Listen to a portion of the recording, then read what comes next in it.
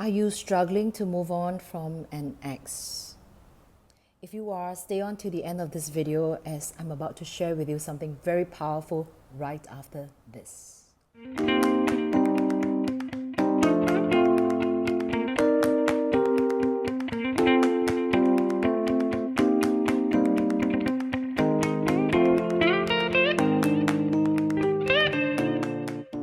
So for those who are new to my channel, welcome to Care by Suzie. I am 53-year-old Suzie Wong of suziewong.com.sg, pole dance instructor, founder, owner of Acro Pilates for the past 13 years, have entertained people on stage around the world for the past 25 years. So I've always been wanting to do this topic, how to move on from an ex, because many of us feel the hurt, the pain, and it takes so long to heal. But I found that no amount of my knowledge would be able to tell you or share with you better than this next video. My favorite relationship and success coach, Matthew Hussey. So what I found amazing about this video is that it started off with some kind of a comic relief because the guy who actually asked the question was so candid and not in a deliberate form, so that was amazing.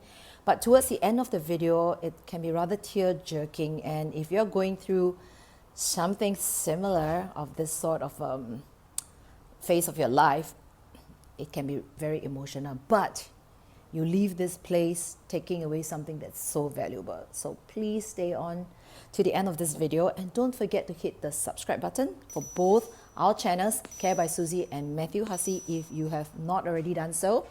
And don't forget to hit the bell notification so that you will be notified of all our future uploads. So in the meantime, ladies and gentlemen, presenting to you Matthew Hussey. What's your name? Roy. Hey, Roy, how are you? Good, Matthew, thanks. I've had a ex talk about you a lot, so I thought I'd come check you out, but...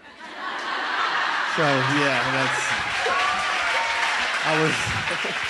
Well, thank you for being here. I enjoy everything you have to say, but I'm a man, so, I'm just trying to figure out what I can take from the male perspective, and also, how do I change the way that I'm very, I guess, reserved, and I dwell on my hurt, because, we're people. I have a problem with my ex moved on fast, and I was trying to...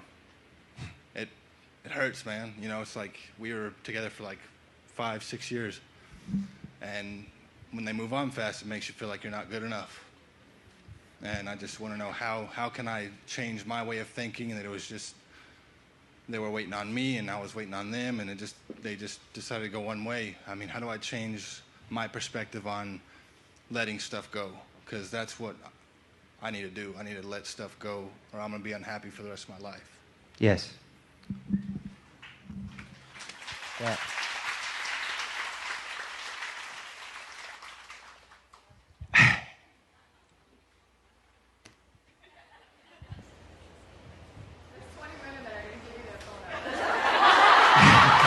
Yeah.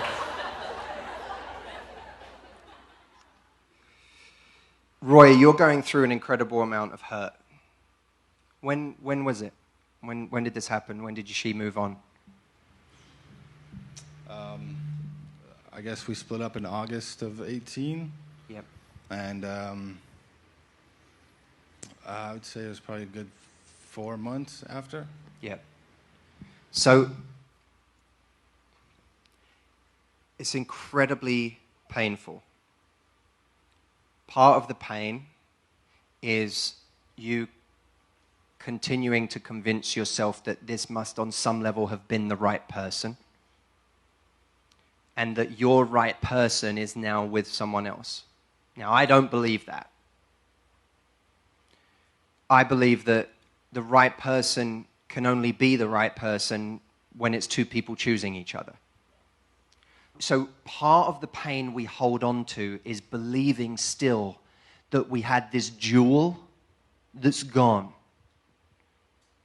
And as much as we may have loved someone, as much as we may have thought someone was incredible, they may have had wonderful qualities, we may have been incredibly attracted to them, there may have been all these great things, they cannot represent that that true dream relationship if they don't choose you. In fact, someone not choosing you is just about the biggest departure from your dream relationship you could ever imagine. So when we're saying, but we were so close, not being chosen by someone should be the greatest turn-off in the world.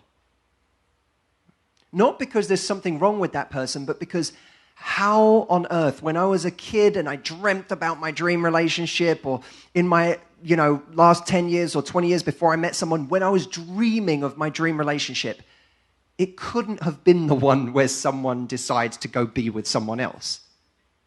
That wasn't it. So this isn't it. Then there's the ego. The ego element of someone chose someone else. Why not me? What did that person have? Why wasn't I good enough? And now we take the baggage of that forward.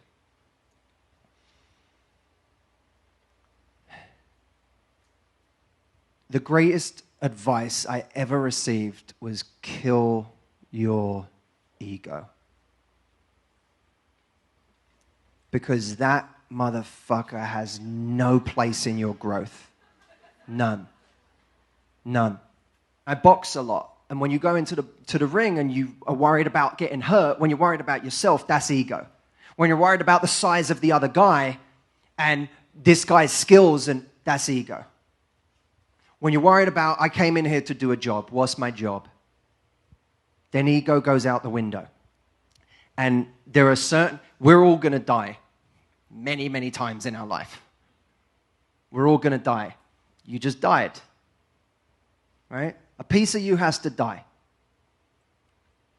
Right now, you're going through fucking hell. It's been awful. Someone ripped your heart out. That's hell.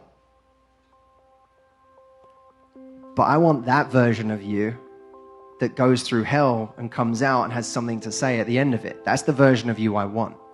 Do I want the version of Roy who hasn't been through that shit? Nah, it's fucking boring. That's boring. I don't want that Roy. I want Roy who's been to hell and back. I want Roy who had to go, die, resurrect himself, and then come tell the rest of us how to do that. I want that Roy. That Roy's interesting to me. I want weathered, scarred Roy who's been through shit, who has interesting things to say. That Roy is much more interesting to me. And we learn far more, far more. We become far stronger by what goes wrong in our lives than what goes right. Far more. And so all this you're going through, this is just like a great stew. Like it's just adding flavor. Just like it's just making you more and more interesting, more and more complex. It's going to make you more compassionate. It's going to make you kinder. It's going to make you more empathetic to other people. It's going to give you more to bring to your next relationship. It's going to make you such a strong person. And you get through this and you deal with this. What the fuck do you have to be afraid of? I've died, motherfucker. You can't scare me. All right? You see that? So there's the ego element. Kill your ego. Kill that shit.